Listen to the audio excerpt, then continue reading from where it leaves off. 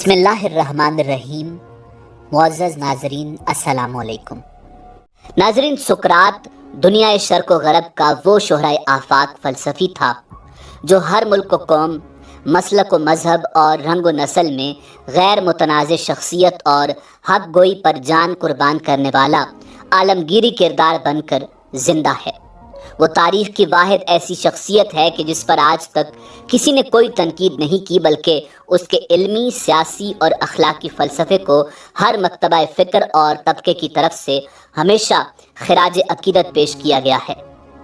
یونان کے شہر ایتھنز میں پیدا ہونے والا سقراط دنیا فلسفہ کا وہ عظیم اور جلیل المرتبت استاد ہے جس نے 5ویں صدی قبل مسیح میں ملک یونان میں مغربی فلسفہ کی بنیاد رکھی تھی۔ اس کی ابتدائی زندگی کے بارے میں تحریری شواہد موجود نہیں ہیں، تاہم افلاطون اور ماں بعد فلاسفروں کے حوالے بتاتے ہیں کہ پیشے کے اعتبار سے وہ پہلے ایک مجسمہ ساز تھا۔ کہا جاتا ہے کہ اس نے حب الوطنی کے جذبے سے سرشار ہو کر کئی یونانی جنگوں میں حصہ بھی لیا تھا، مگر اپنی علمی اور تحقیقی مصروفیات کی بدولت اسے گھر بار اور خاندان سے کوئی خاص تعلق نہ تھا۔ ناظرین، حلقہ احباب میں اس کی حیثیت ایک اخلاقی اور روحانی بزرگ اور واجب الاحترام استاد کی تھی۔ وہ فطرتاً نہایت اعلیٰ اخلاقی اوصاف کا حامل، بلند کردار، حق پرست اور منصف مزاج استاد تھا۔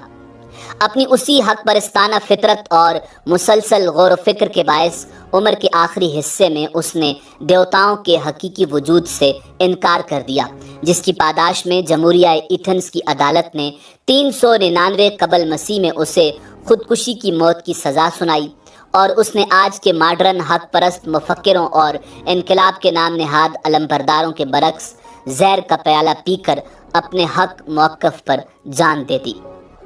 ناظرین، سقراط نے اپنے سے پہلے دانشوروں کے برخلاف دنیا کو ایک نئے انداز بحث سے متعارف کروایا۔ گو کہ اس کا طریقہ بحث فسطائی انداز کا تھا، مگر ہم اسے عام مناظرہ نہیں کہہ سکتے۔ وہ دھونس یا ضد بازی نہیں، بلکہ علمی اور منطقی بحث سے اخلاقی نتائج تک پہنچتا اور دلائل سے لوگوں پر حقیقت ثابت کرتا تھا۔ وہ پے در پے سوالات کرتا اور پھر دوسروں پر ان کے علمی اور منطقی دلائل کے تصادات عیاں کرتا، اور یوں مسائل کی تہہ تک پہنچ کر ایسا مدلل جواب سامنے لاتا جسے مخالفین بھی تسلیم کرتے۔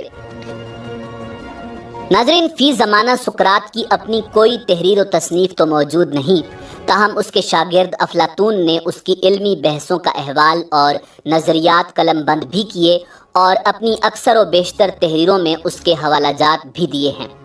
سقراط کے نظریات کا مطالعہ کیا جائے تو محسوس ہوتا ہے کہ وہ توحید پرستی اور دین برحق کے فلسفہ مذہب و اخلاق کے بے حد قریب تھے۔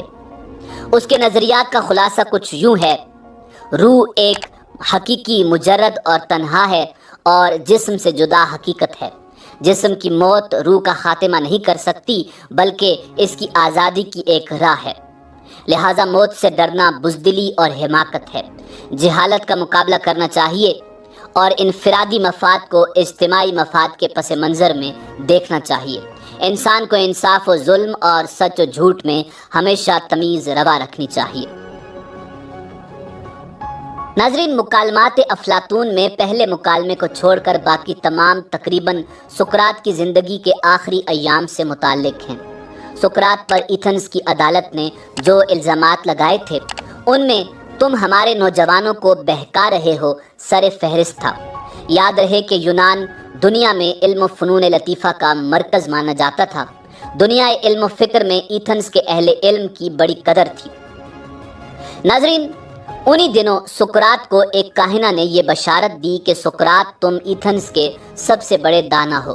سقراط کو اس بات پر یقین نہ آیا، لہٰذا اس نے فیصلہ کیا کہ وہ خود کو علم کی کسوٹی پر پرکھ کر اس بشارت کی تحقیق کرے گا۔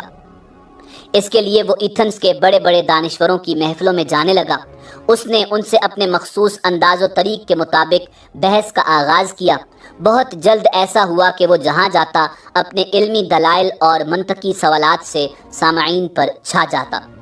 اس عمل سے اپنی عالمانہ دکانداری کو ڈوبتے دیکھ کر ایتھنز کے نام نہاد دانشور اور عالم بھڑک اٹھے، سو انہوں نے اس عذاب سے جان چھڑوانے کے لیے عوام الناس میں سقراط کے خلاف ماحول بنانا شروع کر دیا۔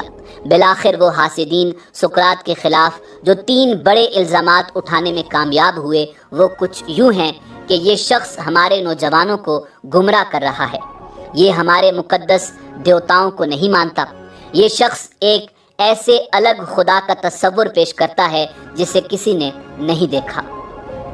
ناظرین، سقراط پر عائد کردہ ان الزامات پر یونان کی تاریخ کی سب سے بڑی عدالت لگائی گئی۔ پورا شہر عدالتی کارروائی دیکھنے کے لیے جمع تھا۔ سقراط کو ان سب کے سامنے اپنی صفائی پیش کرنا تھی۔ وہ صفائی کے دوران اپنے علم اور دانائی سے پورے مجمع پر چھا گیا، مگر اہل حکم پہلے ہی فیصلہ کر چکے تھے۔ سقراط کے خلاف ایک بھٹکے ہوئے نوجوان کو بطور گواہ پیش کیا گیا۔ بقول اس نوجوان کے سقراط نے اسے گمراہ کیا ہے اور یوں انصاف کے روبرو اس بندہ انصاف کا جرم ثابت ہو گیا۔ فیصلے کے تحت سقراط کو 2 آپشن دیے گئے۔ اسے کہا گیا کہ یا تو شہر چھوڑ دو یا پھر اپنے ہاتھوں سے زہر کا پیالہ پی لو، مگر عوام الناس کی اکثریت کی توقع کے برخلاف سقراط نے شہر نہیں چھوڑا اور زہر کا پیالہ پی کر سدا کے لیے امر ہو گیا۔ ناظرین، یاد رہے کہ اس دور میں سزائے موت زہر کے ذریعے دی جاتی تھی اور مجرم کو پوائزن آف ہاملاک نامی زہر سے خودکشی کرنا پڑتی تھی۔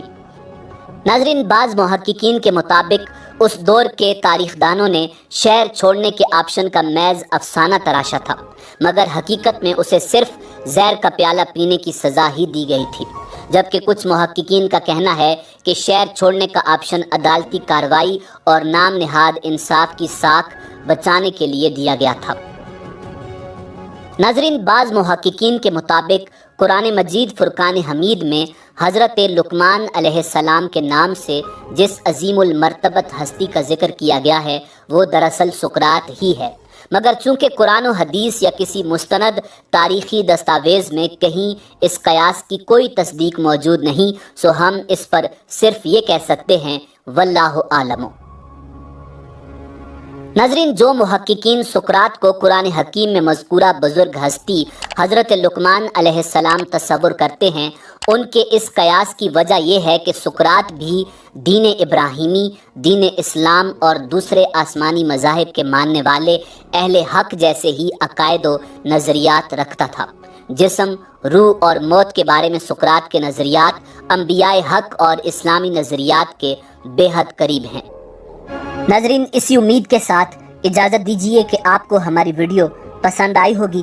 ملتے ہیں بہت جلد ایک نئی معلوماتی ویڈیو کے ساتھ۔ اللہ رب العزت آپ کا حامی و ناصر ہو۔